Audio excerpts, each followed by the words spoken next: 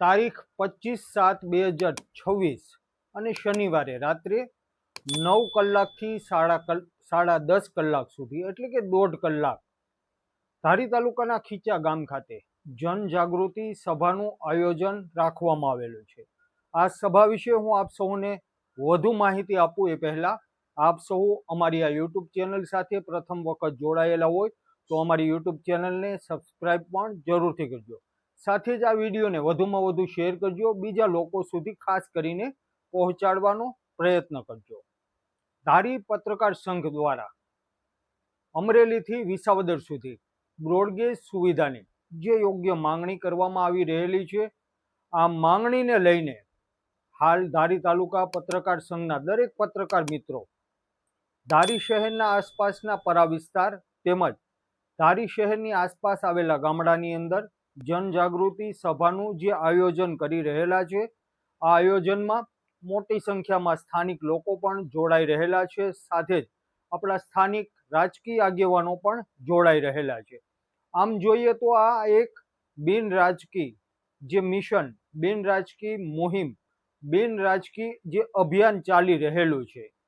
આ અભિયાનની અંદર દરેક રાજકીય પાર્ટીના આગેવાનો આવી શકે છે અને પોતાનો અભિપ્રાય આપી શકે છે।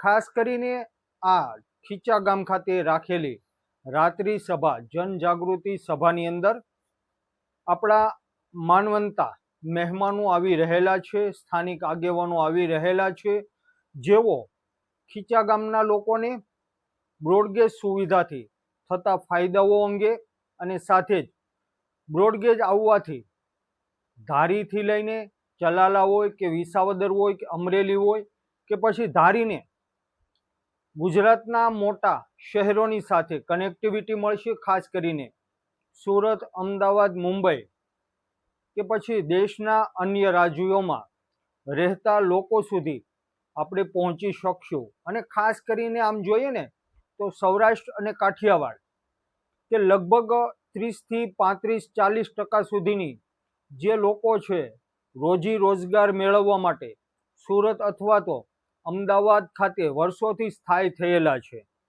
જેઓ વર્ષ દરમિયાન પોતાના માદરે વતન વેપાર અને વ્યવહારને લઈને આવન જાવન કરતા હોય છે। એમના માટે પણ ખૂબ જ સરસ મજાની સુવિધા આ બ્રોડગેજ આપી શકે છે। ખાસ કરીને ધારી હોય, ચલાલા હોય, વિસાવદર હોય, અહીંના વેપાર ઉદ્યોગને પણ વેગ ચોક્કસ કરીને મળવાનો છે। સાથે જ આપણે એમ જોઈએ કે આપણા દેશના અન્ય રાજ્યો છે કે જ્યાં મોટા ભાગે ધાર્મિક સ્થળો આવેલા છે। આ ધાર્મિક સ્થળો ખાતે મોટા ભાગે આપણે ધારી તાલુકાની દરેક જનતાઓ ક્યારેક ને ક્યારેક વર્ષ દરમિયાન તહેવારો દરમિયાન ફરવા માટે અને દર્શન કરવા માટે જતા હોય છે। એમના માટે પણ અનુકૂળ આવે છે આ બ્રોડગેજ સુવિધા।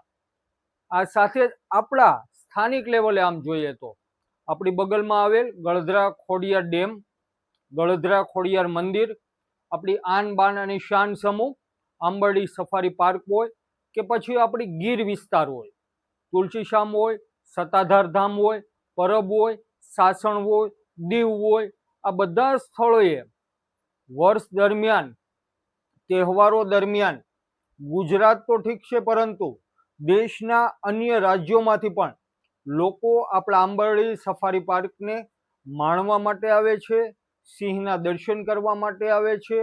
ત્યારે એ લોકો માટે પણ આ પ્રવાસીઓ માટે પણ એક સુવિધા બ્રોડગેજ આપી શકે છે। સાથે જ આપણે વાત કરીએ કે ટ્રાફિક બ્રોડગેજ સુવિધા આપણને મળી રહે તો ટ્રાફિકમાં પણ જે મુખ્ય હાઈવે ઉપર ટ્રાફિક સર્જાય છે, અકસ્માતની નાની મોટી ઘટનાઓ બને છે, ત્યારે એનું પણ નિવારણ આવી શકે છે। કારણ કે આપણે ધારીથી અમદાવાદ જતા હોય કે સુરત જતા હોય ત્યારે લક્ઝરી બસ હોય, 4 વ્હીલ હોય કે પછી અન્ય વાહનો હોય, આ વાહનોની અંદર કતારોબંધ વાહનો અત્યારે ધારીમાંથી લગભગ અનેક લક્ઝરી બસ સુરત અને અમદાવાદ ખાતે ઉપડે છે। ત્યારે જો મુસાફરોની સુરક્ષા, મુસાફરોને પરવડતું ભાડું, મુસાફરોનો સમય પણ બચે છે જો આ એક બ્રોડગેજ સુવિધા મળી જાય તો।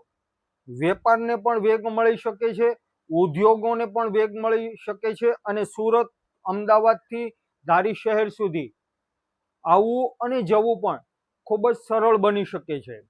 આપણે ગુજરાતના મુખ્યમંત્રીશ્રીને પણ એક રજૂઆત કરેલી છે. સાથે જ આજ રોજ આપણા અમરેલી જિલ્લા ભાજપ પ્રમુખ અતુલભાઈ કાનાણીએ વીતેલા દિવસોની અંદર માનનીય મુખ્યમંત્રીશ્રીને જે આવેદનપત્ર આપેલું, જેની નકલ આપણા કૃષિ મંત્રી જીતુભાઈ વાઘાણીને પણ આપેલું હતું, ત્યારે જીતુભાઈ વાઘાણીના પીએ તરફથી આજે એક પત્ર વાયરલ થયેલો છે સોશિયલ મીડિયામાં, કે જે પત્ર આપણા જિલ્લા ભાજપ પ્રમુખ અતુલભાઈ કાનાણીને મોકલવામાં આવેલો છે કે આપે જે નકલ રવાના કરી હતી જીતુભાઈ વાઘાણીને, એ નકલ મળી ગયેલી છે અને તેઓએ રેલવેના એમડીને, રેલવેના જનરલ મેનેજરને આજે તમે સુવિધા માટે ઝંખી રહેલા લોકોની સુખાકારી માટે જે યોગ્ય માંગણી કરી રહેલા હતા, એ માંગણી કૃષિ મંત્રી જીતુભાઈ વાઘાણીએ રેલવેના જનરલ મેનેજરને મોકલી આપેલા છે. આપણે આશા અને અપેક્ષાઓ સેવી રહેલા છીએ કે આપણને આવનારા દિવસોમાં ધારી શહેરને, ચલાલા શહેરને અને વિસાવદરની શહેરની સાથે યોગ્ય ન્યાય કરવામાં આવે અને આપણે જે લાખો લોકો ઝંખી રહેલા છે, જે સુવિધાને લાખો લોકો માટે ઉપયોગી છે, આ ઉપયોગી સુવિધા ધારી, ચલાલા અને વિસાવદરની જનતાને વહેલાસર મળી રહે. આ માટે આપણે વાત કરીએ સ્થાનિક રાજકીય આગેવાનોની, તો ધારી, બગસરા અને ખાંભાના ધારાસભ્ય જેવી કાકડિયા, કે જેઓ પણ અત્યારે આપણા માટે ધારી શહેર, વિસાવદર અને ચલાલાને બ્રોડગેજ સુવિધા મળી રહે એ માટે તેઓ પણ સતત પ્રયત્નશીલ છે. જ્યારે મુખ્યમંત્રી કાર્યાલય ખાતે ધારી પત્રકાર સંઘ, અમરેલી બ્રોડગેજ કમિટી અને વિસાવદરના, ચલાલાના જાગૃત નાગરિકો મુખ્યમંત્રીની મુલાકાતે ગયેલા હતા અને મુખ્યમંત્રીને જે રજૂઆતો કરેલી હતી એ સમયે આપણા ધારાસભ્ય સાથે જ જિલ્લા પંચાયતના જે સદસ્ય છે ઘનશ્યામભાઈ હિરપરા અને અમરેલી જિલ્લા પંચાયતના ઉપપ્રમુખ એવા મહાવીર બાપુ પણ સંગાથે જોડાયેલા હતા અને તેઓએ પણ વ્યાજબી માંગણી કરેલી હતી. આપણે આપણા મંત્રી એવા કુંવરજીભાઈ બાવળિયાની સાથે પણ આ અંગે ચર્ચા કરી હતી.